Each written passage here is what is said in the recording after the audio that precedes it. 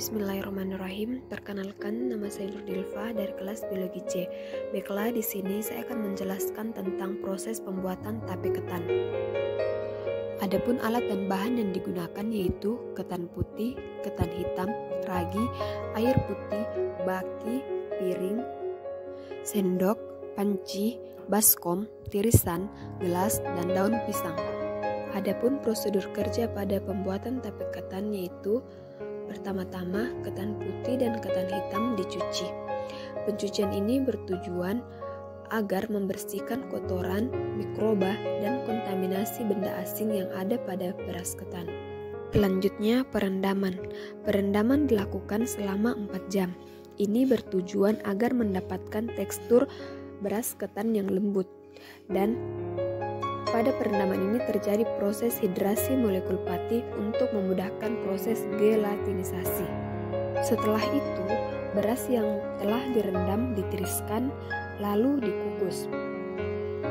Beras dikukus ini bertujuan agar ketan matang, membunuh mikroorganisme pada ketan, mendapatkan tekstur yang lembek pada beras ketan, dan memudahkan jamur dalam proses fermentasi.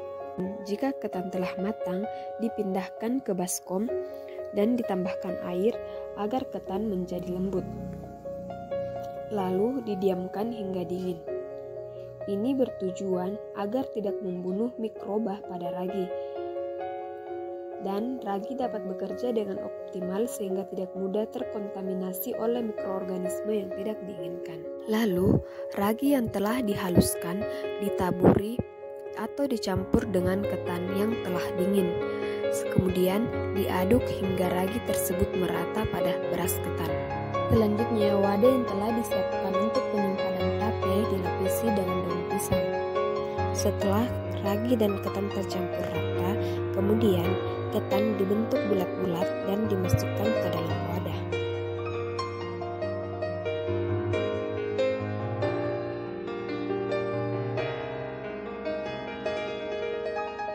Selanjutnya, wadah ditutup rapat agar tidak terjadi kontaminasi dengan mikroorganisme yang tidak diinginkan, sehingga proses fermentasi dapat terjadi dengan bantuan mikroorganisme yang ada pada ragi.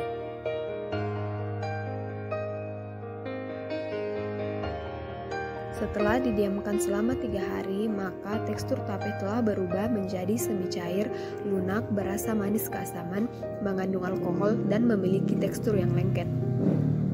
Ini disebabkan karena adanya khamir Saccharomyces cerevisiae yang dapat mengubah karbohidrat berupa fruktosa dan glukosa menjadi alkohol dan karbon dioksida. Proses fermentasi tape diawali dengan hidrolisis pati menjadi glukosa oleh enzim amilase yang dihasilkan oleh kapang, khamir, atau bakteri yang bersifat amilolitik. Enzim pemecah karbohidrat terbagi atas 3 golongan, yaitu alfa amilase, beta amilase, dan amiloglukosidase. Hasil pemecahan pati oleh amiloglukosidase berupa molekul-molekul glukosa atau disebut tahap sakarifikasi. Kemudian dilanjutkan pada pembentukan alkohol.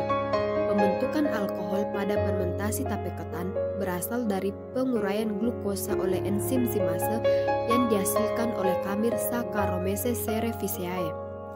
Alkohol yang dihasilkan dari penguraian glukosa oleh khamir akan dipecah menjadi asam asetat pada kondisi aerobik.